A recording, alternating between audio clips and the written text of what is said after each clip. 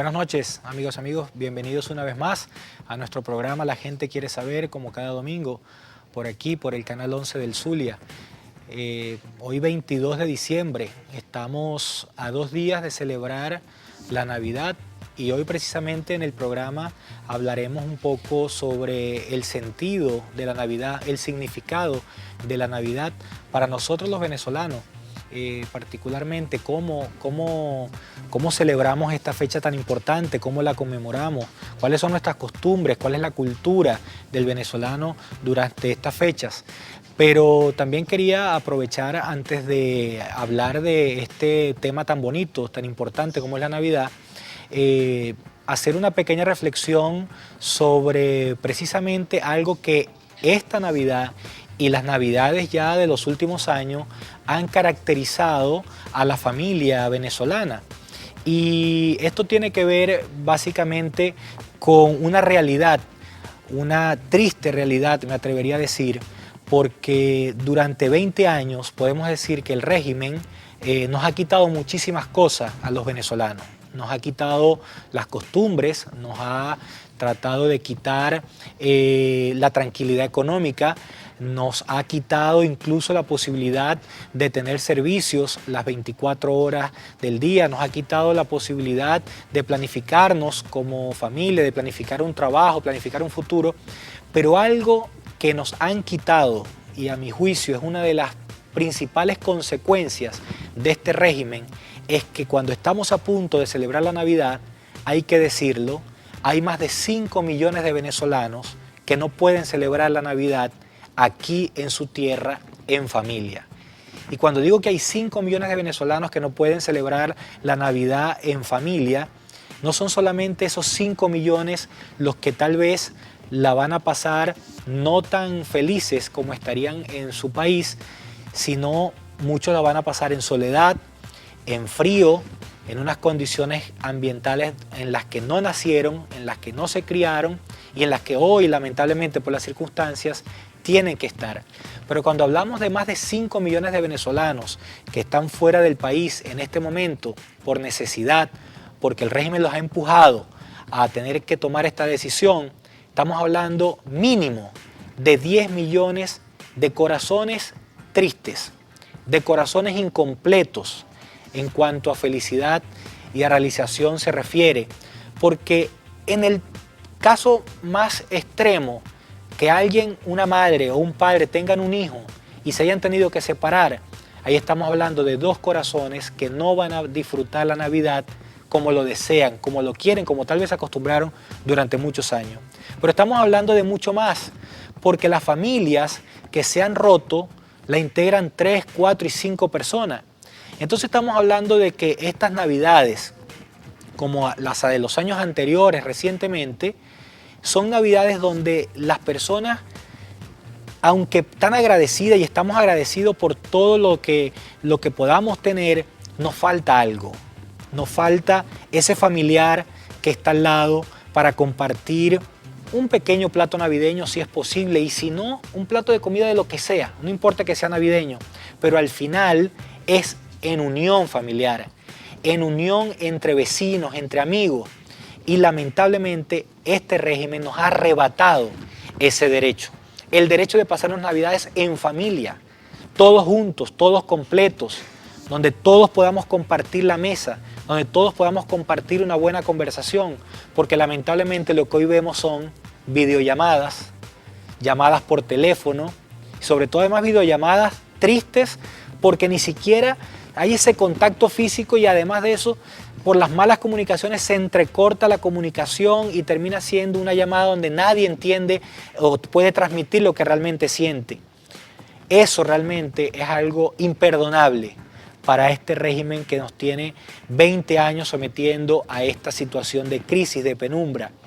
Los venezolanos hemos descubierto la emigración. Cuando éramos un país de inmigrantes, hoy nos hemos convertido en un país de emigrantes. Un país de ciudadanos errantes por el mundo buscando un mejor futuro. En muchos casos maltratados, en muchos casos humillados, en muchos casos sin posibilidad de superación, y esto sin necesidad, sin justificación. Un país que lo ha tenido todo, que tiene recursos económicos, que tiene reservas económicas, que tiene potencial turístico, que tiene potencial de desarrollo. De estar en esta situación, lamentablemente, es algo que no nos hace pasar las Navidades que todos deseáramos. Sin embargo, tenemos esperanza, tenemos fe, tenemos confianza de que en el 2020 lograremos encontrar el camino en Venezuela para resolver esta crisis, para poder traer a esos millones de venezolanos a que hagan su futuro aquí en Venezuela, a que vean su futuro aquí en Venezuela, a que puedan abrazar nuevamente a sus familiares. Ese es el reto que tenemos y para eso es la Navidad, para reformar, para reforzar la fe, para renovar la fe, renovar la esperanza y convencernos de que sí podemos hacerlo, de que sí podemos lograrlo y de que la Navidad sirva como ese pesebre que representa el nacimiento del niño Jesús, bueno, que represente en los corazones de los venezolanos el nacimiento y renacimiento de la esperanza y de la fe. Vamos a identificar y vamos a regresar precisamente hablando de este tema de la Navidad con el padre Eduardo Ortigosa. Ya venimos.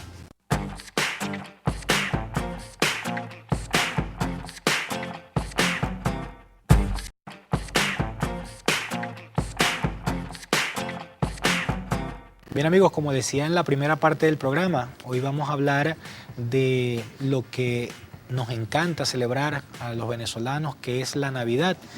Pero muchas veces nosotros, me incluyo, nos dejamos arrastrar por las tradiciones, por las historias, por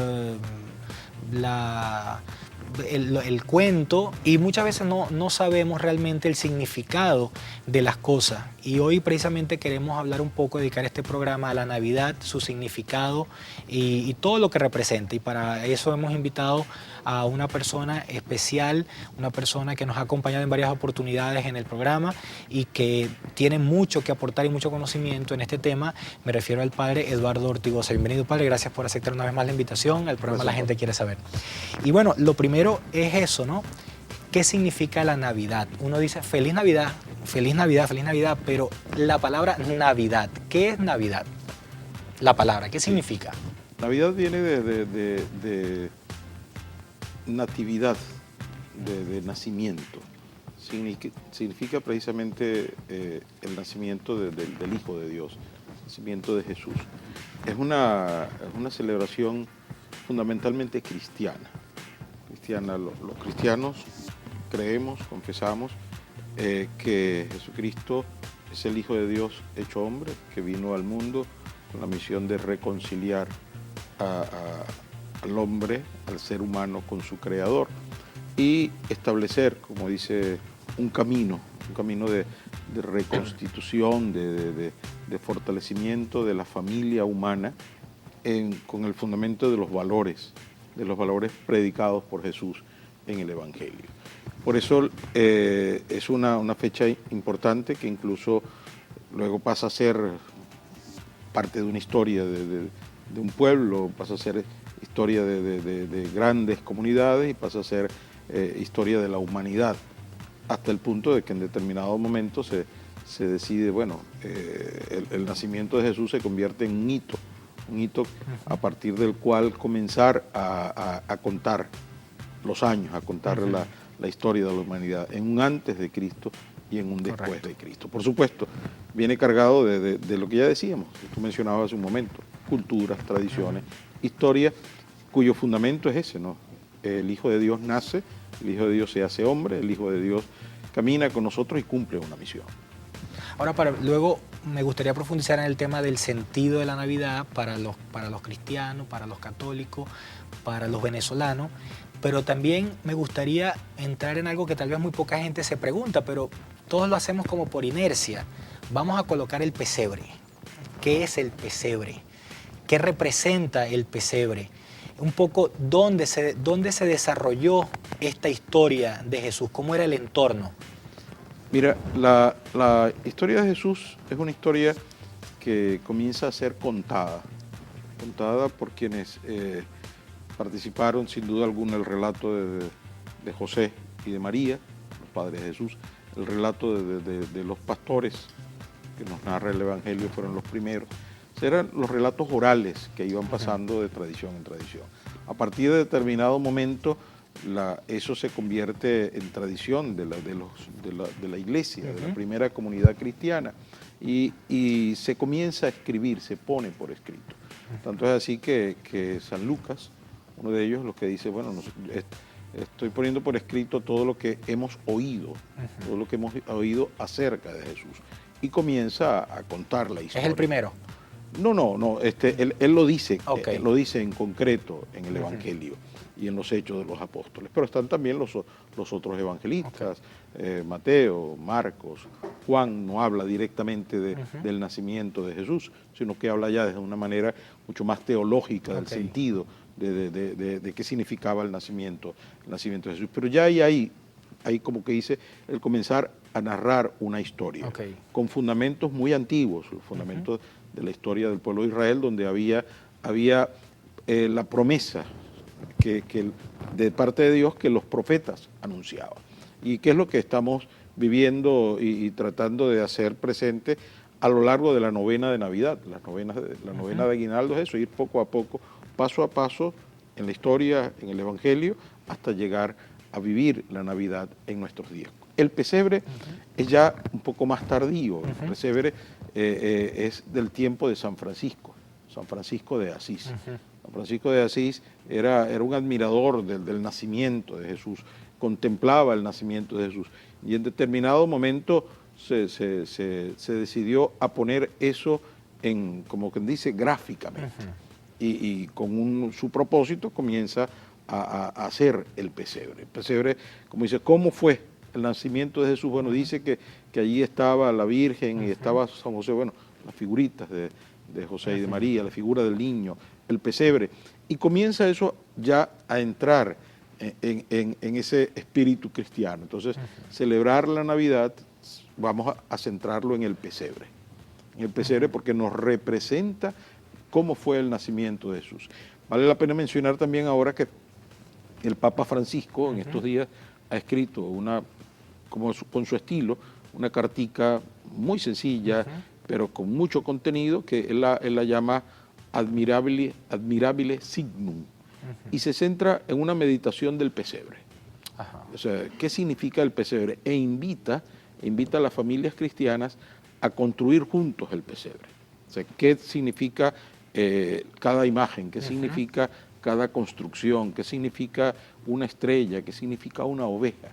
Y es precisamente la representación de que allí nace el Hijo de Dios, y toda la humanidad de alguna manera va a encontrarlo. Sí, va a encontrarlo. Entonces es esa representación tan hermosa que tenemos los cristianos.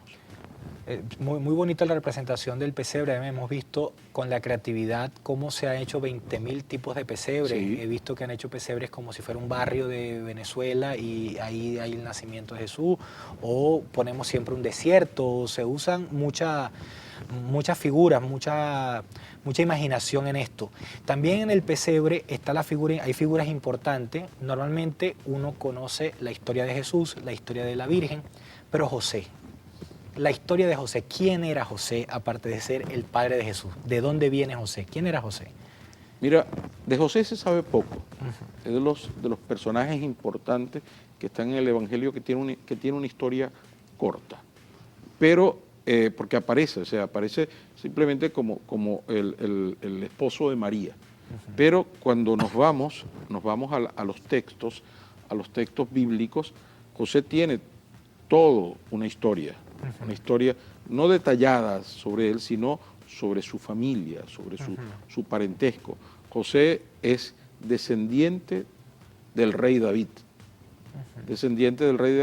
y es el que allí, en esa familia, es el que le va a dar a Jesús esa pertenencia a la familia del rey David. El Evangelio no cuenta más nada acerca de José, simplemente que era un hombre justo, que era un hombre bueno. Ni en los años sucesivos después del nacimiento de Jesús. Y en los años sucesivos, nada. No aparece ni el nacimiento de José, ni la muerte de José, ni el trabajo de José. Hay paralelamente en la iglesia, lo que la iglesia llama los evangelios apócrifos, que son textos que vienen desde las primeras comunidades cristianas, donde ponían tradiciones orales, y que allí se habla de una historia de José.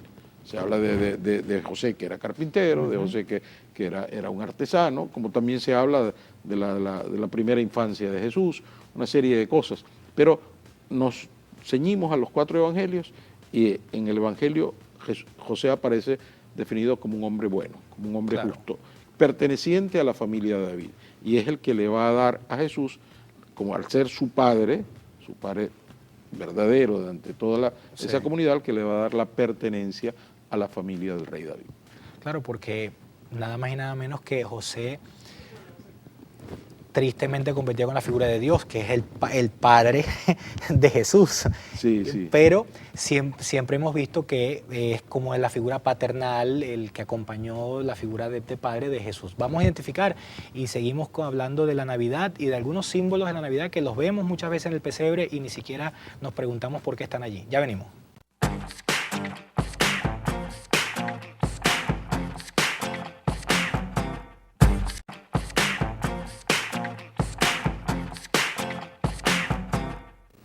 Padre, hay otras figuras dentro del pesebre que son los Reyes Magos, los 3 Reyes Magos.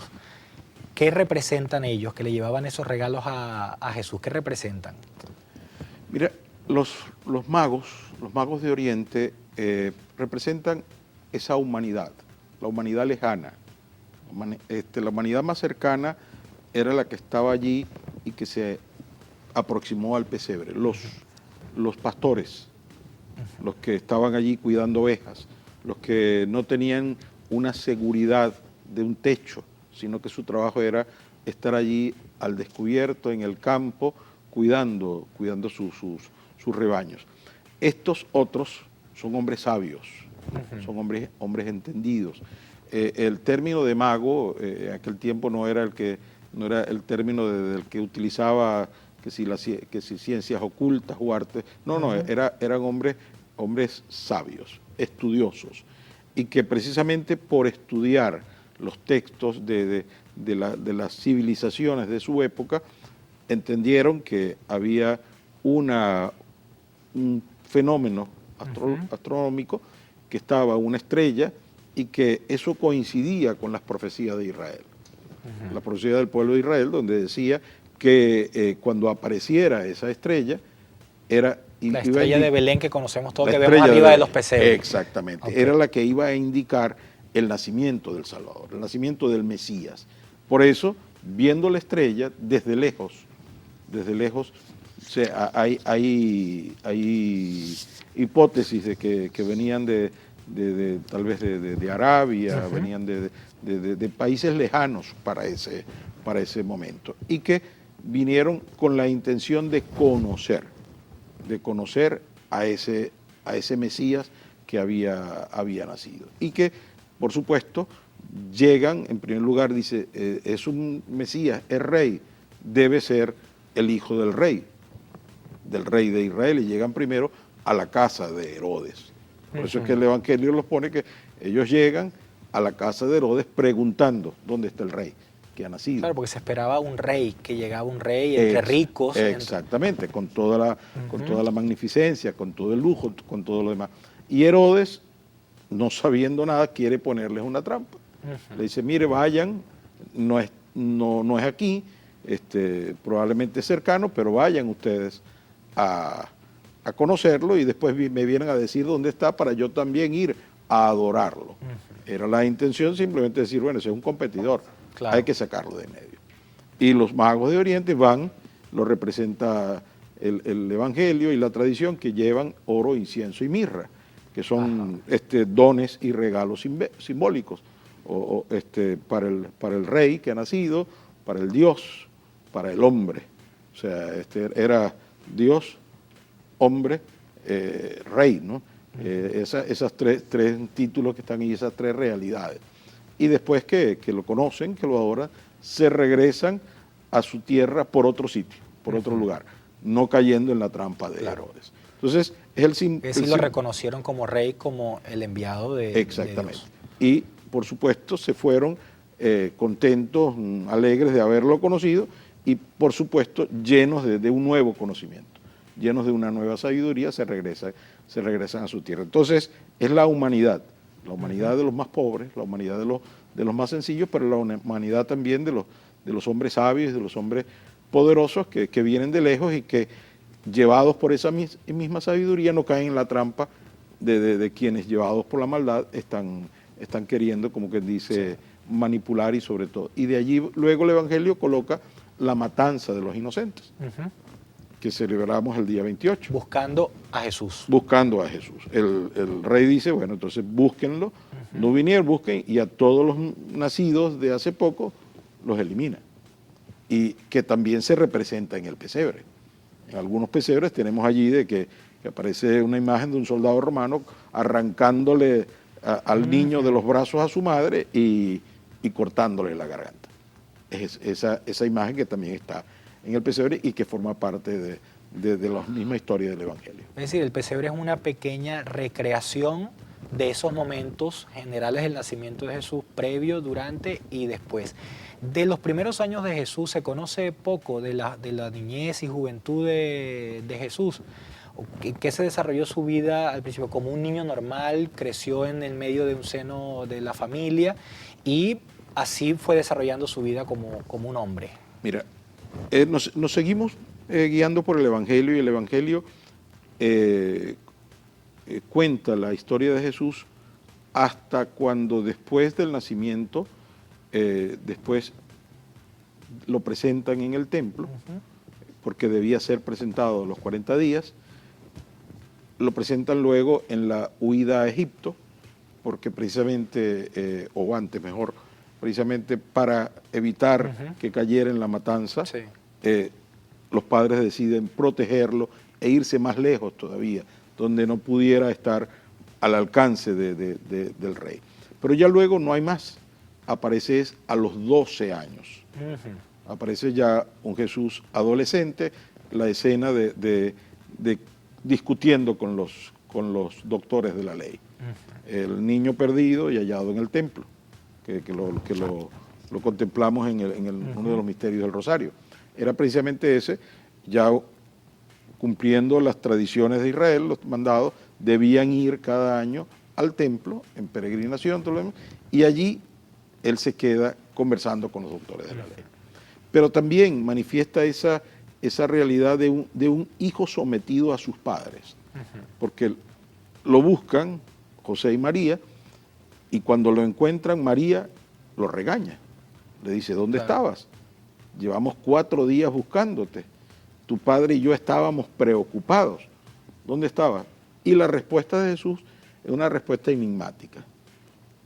¿No sabías que yo debía estar ocupado en las cosas de mi padre? Claro. O sea, ¿cuáles eran las cosas de su padre? Para un niño de 12 años. Sí. Se dice, la interpretación teológica que se le da es que, bueno, que ya se estaba manifestando en Jesús su condición de Mesías.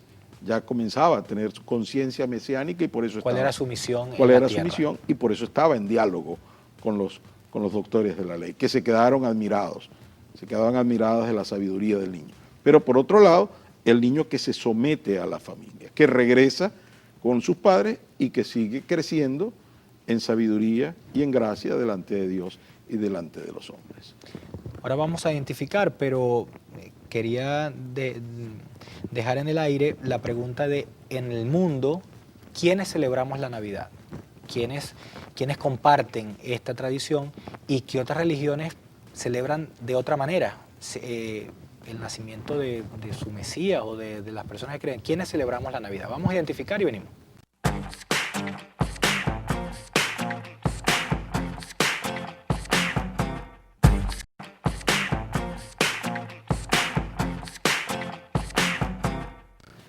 Existen en el mundo muchas religiones y muchas creencias.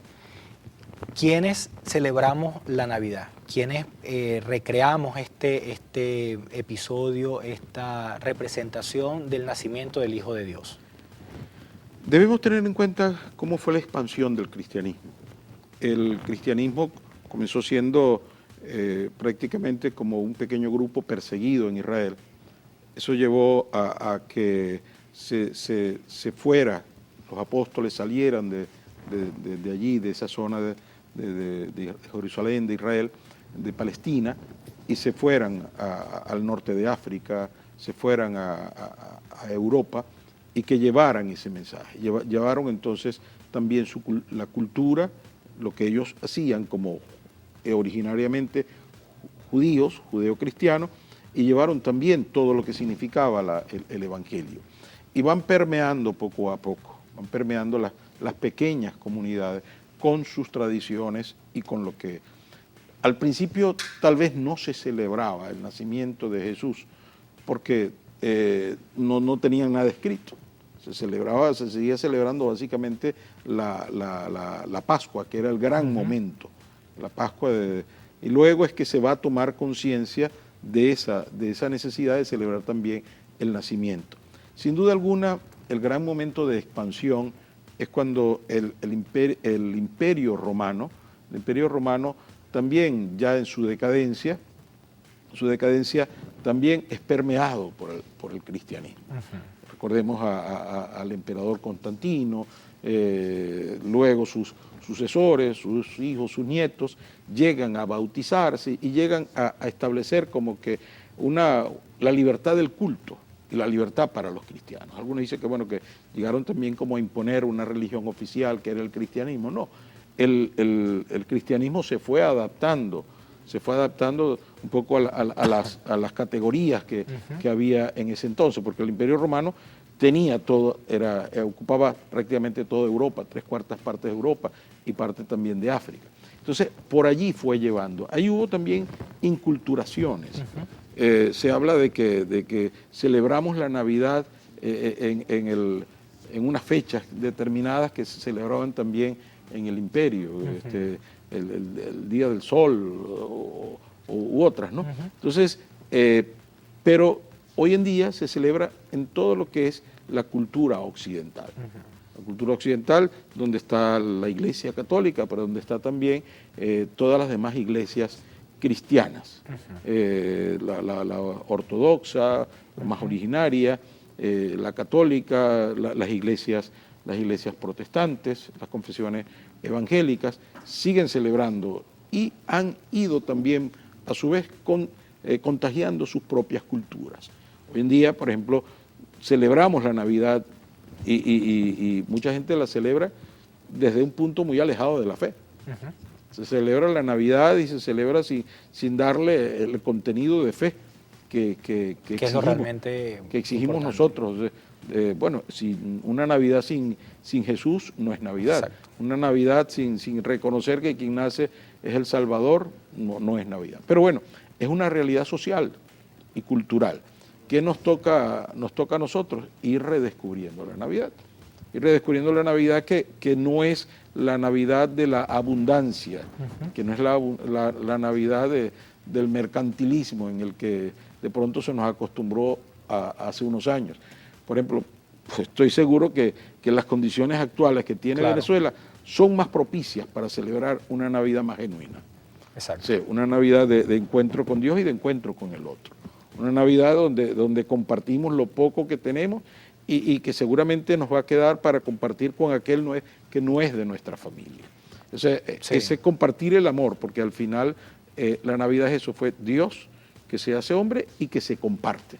Se comparte para todos como Salvador, como Redentor, como quien nos da un mensaje a nosotros que nos invita a no tener miedo, a seguir adelante, a ver con esperanza que los procesos humanos son procesos que podemos nosotros influir y cambiar si somos capaces de constituirnos en estos fundamentos del Evangelio, ¿no? Solidaridad, amor, compromiso, responsabilidad, todo esto. ¿Partiendo de dónde? De la familia. La Navidad básicamente la celebramos en familia y esos valores que se llenan en nuestro corazón los llevamos a la sociedad. Eso es muy importante también porque vemos que en la Navidad, en nuestra Navidad tradicional, hay muchas otras figuras y a veces es más la relevancia que se le da al arbolito que al pesebre. No sabemos de dónde viene el arbolito, San Nicolás, todas esas tradiciones son compatibles. Ambas culturas, ambas costumbres son perfectamente compatibles.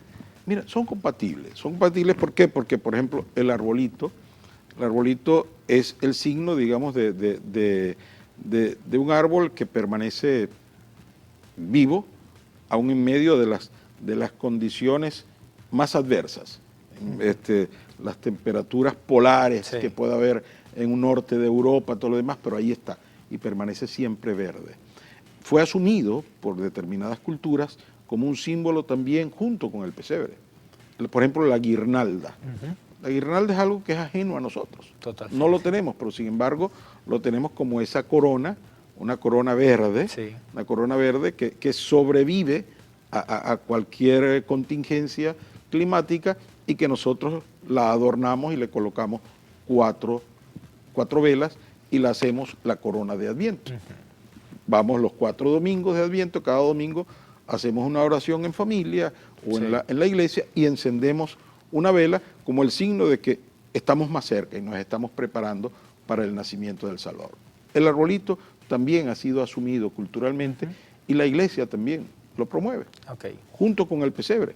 Pero el pesebre es lo central, es lo fundamental. Y San Nicolás o Papá Noel, Sí. en días pasados celebrábamos a San Nicolás de Bari, un santo italiano, un santo obispo que se vestía de rojo porque era la vestimenta que llevaban los obispos en aquella época, y además se dedicaba a una pastoral con los novios, preparándolos para el matrimonio y con los recién casados, y que luego también se dedicaba a darle regalo a los niños.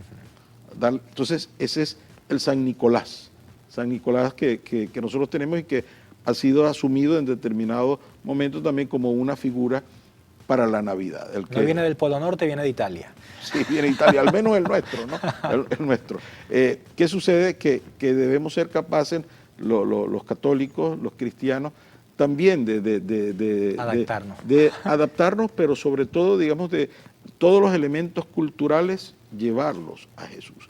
O sea, no es un símbolo ateo. Exacto. El de Papá Noel o el de San Nicolás. Llamémoslo como es.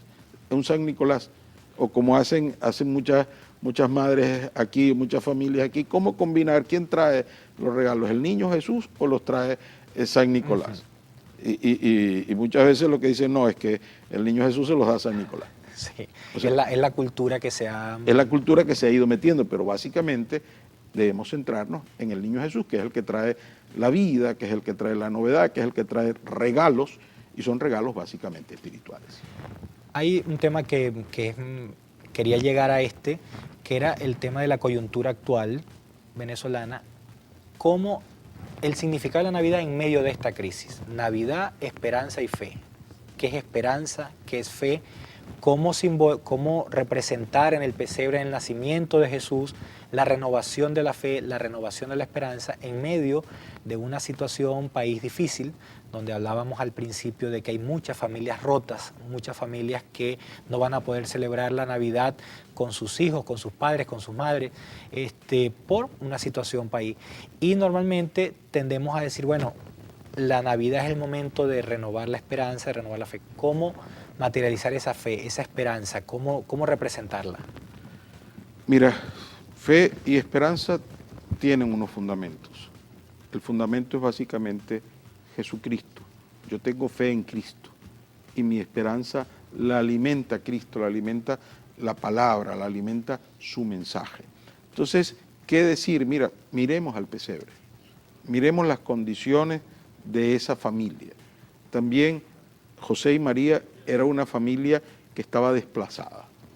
Tuvieron que salir de su casa, dejar las seguridades de su casa y estando fuera de su casa, les toca el momento del parto y tienen que ir al lugar que les fue posible en ese momento. ¿Era que acaso ellos deseaban estar en un pesebre?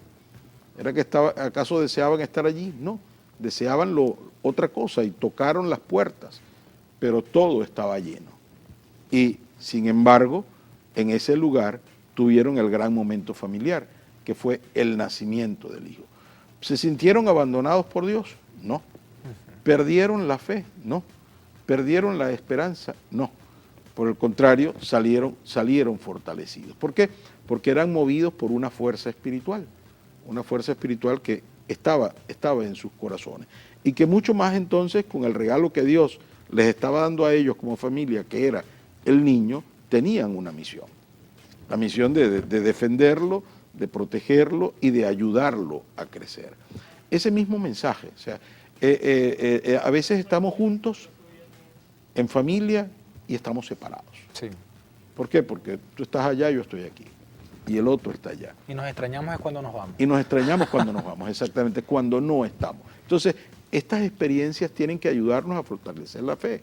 Y el mensaje de decir, mira, tú estás allá, estás por, no sé, en Chile, en Estados Unidos, estás en Canadá pasando el frío más grande que puede tener un venezolano, un zuliano, o estás, no sé, en Australia o en Arabia, pero somos la misma familia, nos seguimos queriendo, nos seguimos amando, nos ayudamos unos a otros. Entonces, esa fe en Dios nos lleva a creer que estamos acompañados por Dios y que su promesa es realidad. Y esa esperanza, motivada por la fe, es el deseo de seguir buscando cosas mejores, de seguir buscando nuevas oportunidades. Entonces, no es sentarnos a llorar de brazos cruzados, es decir, estamos separados, estamos divididos, estamos dispersos. No, ahora más que nunca estamos juntos. Estamos juntos porque nos une el amor, nos une el afecto, nos une la fe en Dios y nos une la esperanza de algo mejor. Pero ese algo mejor tenemos que lucharlo, tenemos que trabajarlo y tenemos que procurarlo. Porque si no lo hacemos, va a pasar el tiempo y vamos a seguir así llorando. Así es, en depresión y tristeza. Exacto. Vamos a identificar y venimos.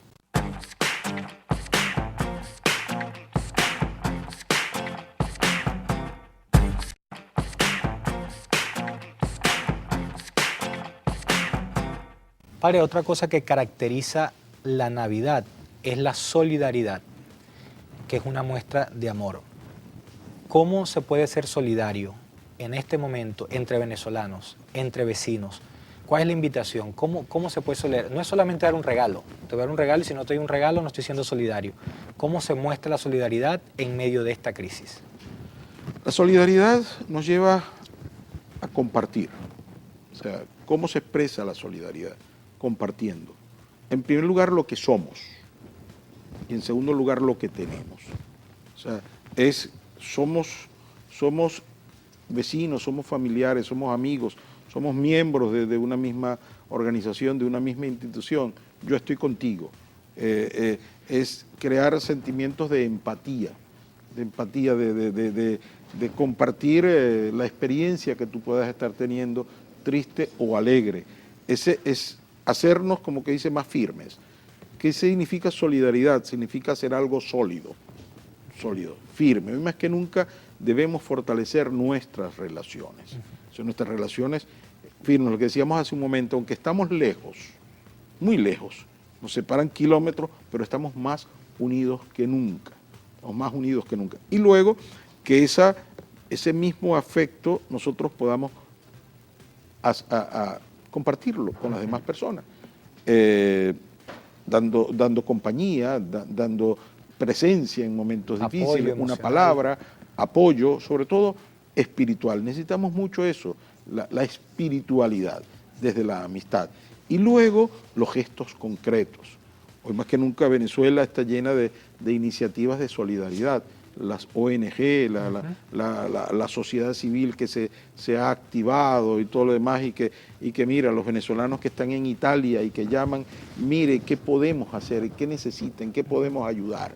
Les hace falta medicina, les hace falta insulina, pues nosotros nos la vamos a arreglar y vamos a hacerle llegar tantas dosis de insulina para los enfermos.